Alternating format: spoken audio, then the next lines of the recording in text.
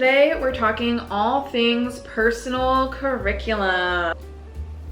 Grab something to drink, a pen, and sit down. What is a personal curriculum, you might ask? This is a trend that I have started to see on TikTok, and shockingly, I actually think this is a really beautiful trend to come out of TikTok. People are basically deciding what topics they want to learn about and deep dive into and creating a curriculum to make it happen. I've seen monthly curriculums. I'm doing a quarterly curriculum because that is a little bit more digestible, as well as giving me more time to deep dive into the subjects. There is a creator called Her app on TikTok is Life Planted. This is the first video I saw about the personal curriculum or the life curriculum. With Love Tawny is another creator who posted her personal curriculum. If you go to TikTok and type in personal curriculum, you'll get tons of ideas. In this video, I'm gonna give you tips on how to start your own personal curriculum, and I'm also gonna share what I'm putting on mine. I'm gonna be a little bit more cozy and type B with my personal curriculum because A, that's just my personality, and B, that's the way to set myself up for success, and I know that about myself. If anything is super structured, I simply won't do it or won't stick to it because I will start to feel burnout. That being said, as much as I like to believe that I'm just this person who doesn't need any sort of structure in life, I'm realizing more and more that that's just not true. I actually thrive with structure, just not too much structure, if that makes sense. Think of it as building your own little syllabus, and while it can be for something like physics or chemistry, it can also be for cozy activities, hobbies, spiritual practices. I've even seen really fun ones where people have things like watch the entire Gilmore Girls. So it really is up to you how intense or how light and fun you want it to be. Not only do you get to learn something new, it's a great way to keep yourself off of your phone and not doom scroll when you already have an idea of something that you want to accomplish. I love to gamify life, and creating a curriculum makes it feel like a game. Another reason to create this personal curriculum is if you're anything like me, I want to learn about everything. Because I want to learn about everything, what happens is either I get overwhelmed and end up doing nothing, or I just barely scratch the surface on a subject before something else grabs all of my attention. And as a result, I feel like I never become close to being an expert about anything. I just know all these little surface level fun facts or the basics of a whole array of topics, but I really want to focus my mind on just a few things and get really good at those before I move on to the next. How to create your curriculum. Step 1, pick your core subjects. When I think about school, in high school, we had about 6 subjects a day all year round. In college, we had about 3 a day. I can't remember if it was the quarter or the semester. For me personally, I loved the immersion of just focusing on a few subjects and focusing on them more intensely. So that is what I'm speaking to today. I would suggest 2 to 3 core subjects. These are going to be the main topics that you're going to spend the most time diving into. Then option to add electives. I'm considering the electives lower pressure, less time dedicated, maybe less resources, but really fun things that I also want to add and enrich my life with. I would say you can also pick 2 to 3 of these. I'm going to share my main topics, the way that I'm structuring my curriculum. Feel free to draw inspiration from or even steal it. My 2 main topics are art and sewing and upcycling. I did not do this on purpose, but ironically, before I dropped out of college, the 2 things I was debating between majoring in was art history and costume design. I feel like that flows really nicely with the 2 subjects I chose. One big goal of mine has been to read The Artist's Way. This has been a goal of mine for years, and I have not gotten to it yet.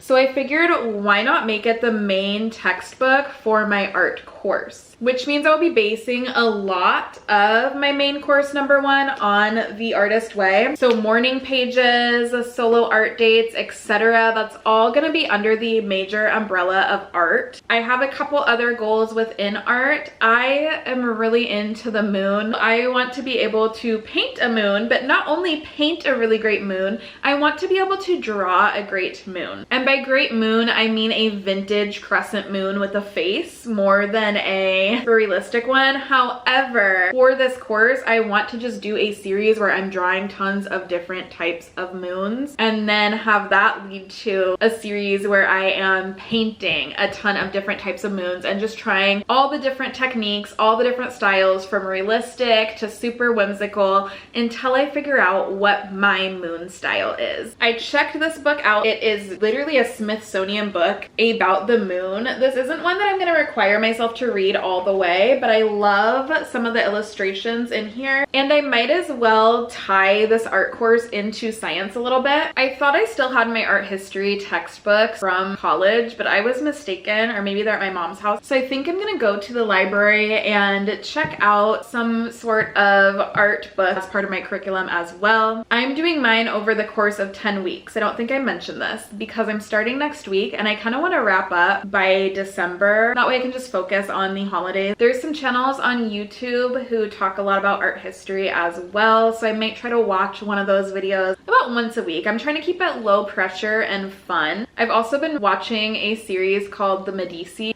I do want to include that. It's not directly tied to art, but the Medici family paid a lot of artists during the Renaissance and commissioned a lot of stuff. So I feel like it all kind of ties in. Like in my brain, when I'm learning about things that are connected, even in a fictionalized series like The Medici, something about it just encourages me to dive down rabbit holes and learn more. And there's this domino effect that happens when connections like that are made in my brain. I've already started the series, but I want to keep going with it. And I do have a new sketch pad. My first assignment is going to be to decorate the front of it, but then I'm going to use this for all of my moon studies. I'm going to take myself on field trips within this course. It will kind of play into the artist date in here, but I'm already thinking of some museums and galleries that I want some of my field trips to be, and that is how I'm structuring main course number 1. My second main course is sewing, upcycling, mending. This also ties into what I do to make money, which is selling vintage clothing. All of this upcycling of old fabrics and mending garments can help me at work as well. And I tell that to you because if there's a course that supports your business, your line of work, or a dream you have, definitely feel free to include that. It doesn't have to be something that's so separate from your life. It can definitely be things that are super beneficial. I have 3 main projects that I want to complete for this sewing course. One of them is creating curtains using doilies. I've been collecting doilies for this project for a long time, but I have not actually sat down to do it. Part of putting it on a course for me just helps me to actually do the things that I want to do. Once I have them written down and have sort of a deadline or a rough date set of when to do them, I'm more likely to actually do these things that I enjoy doing. My other 2 big projects for this course are creating a tote bag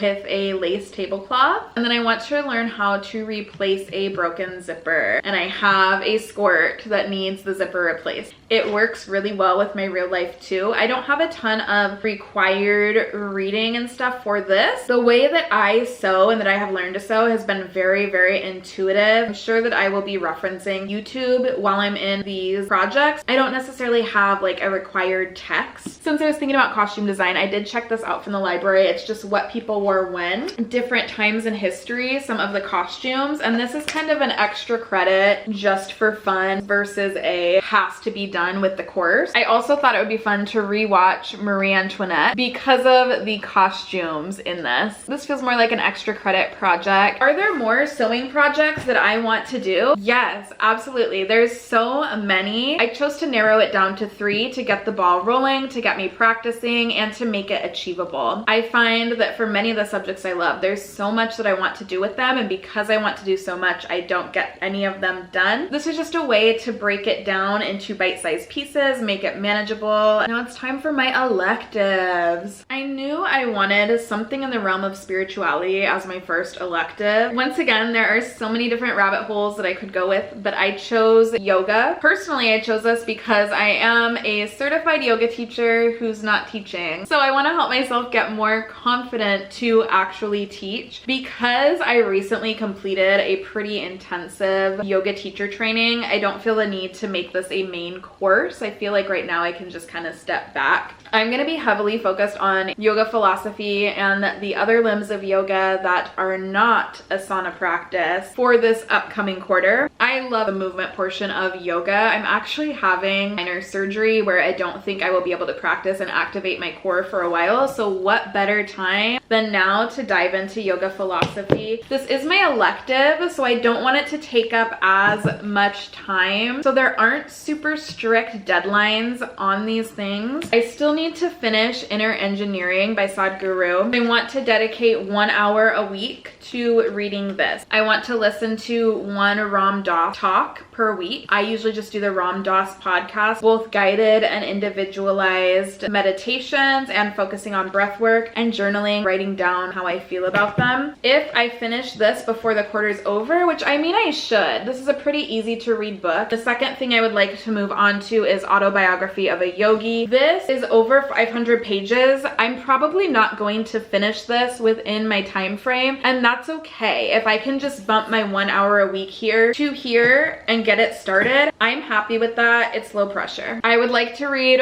one Yoga Sutra. I have the tiniest Yoga Sutra book ever, a day, which is very easy. They're like very short. If I have time, I might dive into this book, but this is just optional reading, extra credit if I have time and feel compelled to. My other extra credit is cinematography. I have never taken any sort of course or anything on cinematography, and I mostly want to do that to improve my YouTube channel. Once again, this is very low-key, very extra credit, so I might spend a week or two watching some videos about storytelling, color grading, etc. Maybe once every couple of weeks, watch a movie and take notes while I watch the movie about what I'm noticing and how they're capturing things. As I continue to post weekly vlogs, I will practice implementing little bits and pieces that I noticed from cinematography. My third and final elective is to finish reading Tower of Dawn and possibly move on to the next book. This one is really low pressure, just something that I can do for fun. With my electives, the yoga and spirituality one is going to extend throughout the entire fall quarter. However, with the cinematography, that will just be a focus for part of the time. I'm not planning to do that every single week because I want to be realistic with myself. I am planning to dedicate 7 to 10 hours a week in total to my personal curriculum. Your number may be higher or lower than that, just depending what else you have going on in your life. But I am thinking about spending roughly 1 hour per day and then maybe a couple more hours on the weekend. So while I'm calling it a curriculum and I am writing everything out in a Canva template because I respond really well to having stuff on paper, I will have my simple daily practices with the Artist Way, morning pages, and yoga. I'm not saying every single Wednesday I have to dive deep into art history or complete a project. What I'm going to do instead, I'll have my objectives for the week, but then little menus where I can pick how much time and which project is appealing to me based on my energy levels that day, time, and whatever else I have going on. This way it keeps me curious and intentional without feeling like I'm grading myself. Some other fun ideas for field trips could be attending a lecture. A lot of time your local library or universities close to you have free lectures that you can attend. That would be really fun if it ties into one of your subjects. I love going to hands-on workshops, and that would be a really fun thing to incorporate into your personal curriculum. I'm super excited to start my personal curriculum. I want to know if you are starting a personal curriculum, what is on yours? I think this is so much fun, and I hope to continue doing this seasonally. I also have a 6-year-old, so I want to work with her to create her a little personal curriculum as well. If there's anyone out there who's curious to see what that looks like, leave a comment below and I can make a little video about her curriculum too. Have a great day and happy learning.